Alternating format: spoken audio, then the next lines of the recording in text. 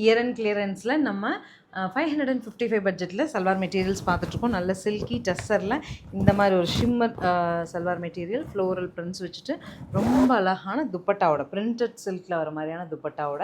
So இது எல்லாமே 1100 மாதிரி ரேஞ்சில் சேல் பண்ணிகிட்டு இருந்தது. இப்போ இயர் அண்ட் கிளியரன்ஸில் நம்ம 555 பார்க்குறோங்க. ஸோ நீங்கள் அடுத்து வர கலர்ஸ் எல்லாம் குயிக்காக அப்டேட் பண்ணுற பாருங்கள். பிடிச்சது